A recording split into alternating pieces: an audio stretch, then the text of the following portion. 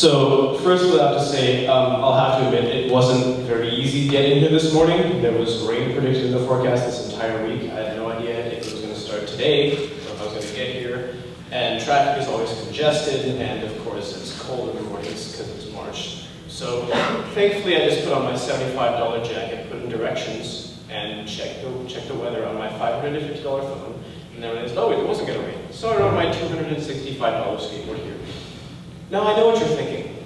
75, 265, 550. Who in the name of Warren Buffett is this kid? And why does he waste so much money? Why doesn't he use his capital to perhaps invest to get more, or to save for maybe a house, or a car, or college funds, or something that he's going to need in his life?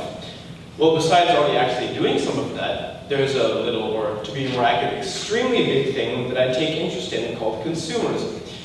So firstly, what in the world is it? Well, according to Merriam-Webster, consumerism is but a theory. A theory that states that an increase in consumption of commercial products is economically desirable. And that is true from a consumerist standpoint at least. And I can agree with this since I am a consumerist. So where did my consumerist origins begin? Well, to be brutally honest, I have no idea. Consumerism is something that appealed to me probably when I was still a young kid, oblivious to the truths of the modern world, and I didn't really care about what I did. But to be frank, my consumerist quote-unquote awakening, if you will, began when I saw an advertisement maybe 2 or 3 years ago for an organization called Touch of Modern. Now, I had seen this advertisement many times at this point, and I was frankly getting rather annoyed of it. And I thought, why is this happening? Why am I seeing this over and over again? And then I took into consideration what search engines like Google do. Based on your interests and what you search and your habits on the internet, they actually build a profile of you and they suggest things that would be appealing to your interests. So, okay, now that I took that into consideration, I thought, okay, what do I have to lose? So I sent out my email, and then the next day I realized exactly what they were doing. These people took consumers' products all across the world and they sold them on one website in discounted prices. And I thought, this is incredible. Why don't other people do this? And to this day, I still wake up every morning and look at the sales. But it would be interesting for consumers like myself. And it was when I was using this website that I discovered something. Money is always going to be spent. It doesn't matter if you spend it now, spend it later, invest it to get more, or just give it away to those in need. That money is still going to be spent on something. Now, it's self-evident that what matters, what is worth the money from what isn't, depends on what that something is. Now, regardless of this fact, there are many people who are going to tell me or you that, to be blatant, consumerism is bad, and that the key to success and true happiness is to abolish all material objects and instead focus your mind, body, and soul on yourself and others. And this is most certainly plausible. I, a consumerist, am not here to defenestrate and shatter this concept. Rather, I am merely here to provide some points on the other side on why consumerism isn't a complete and utter blight in our modern society, and in many cases can actually help you even if you don't know it. So firstly, many people tell me that every consumerist in existence wastes their hard-earned cash on things that they'll never need in life. Now, does this mean there's no such thing as a worthy investment? I don't think so. So, let's say in the future you work for a notorious, or let's just say you work for an organization that sells products or services to the general public.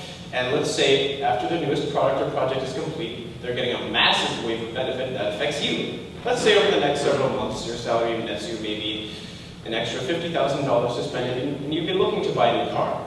So which of these two vehicles would you buy? Would you buy a sleek and technologically advanced Tesla Model 3? Or would you buy a sleek and technologically advanced Ford Mustang? Would you buy a car that can drive itself, branching itself into the world as the future of the automotive industry? Or would you buy a car that you can slam your foot down on and hear the roar of $25,000 edging over the speed limit because you're a rebel?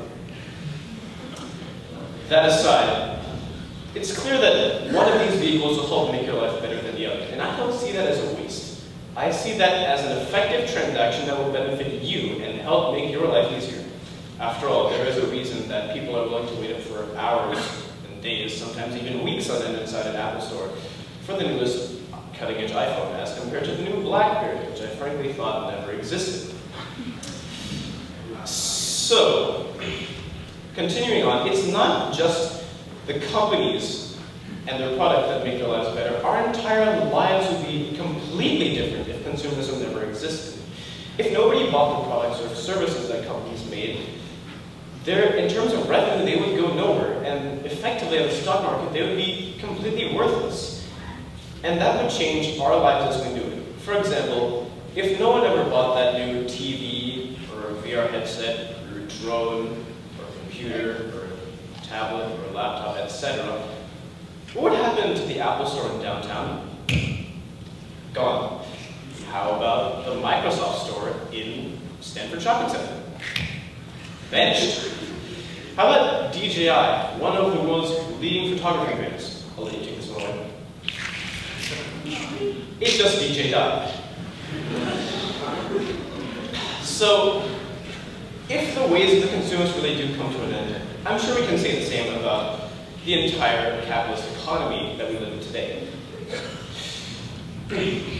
So, you may have noticed that most of the products that I've talked about today are related to technology. And that is because I'm a technology consumerist. And there are many, many different kinds of consumerist demographics out there because there are so many different kinds of products that you can purchase that you may be willing to buy because they're worth the money. But this doesn't mean you should spend your money on the dime. There are things that many people buy that, in many cases, aren't really worth the money and that you can be ridiculed for. For example, does anyone here own a watch? Raise your hand if you own a watch. Okay, cool. That's an effective transaction. You can buy a watch that helps you tell the time and help you stay punctual. Now, does anyone have a watch that costs over $50? $100? Okay. Well, it's okay, you're not alone. Even I make sometimes stupid transactions that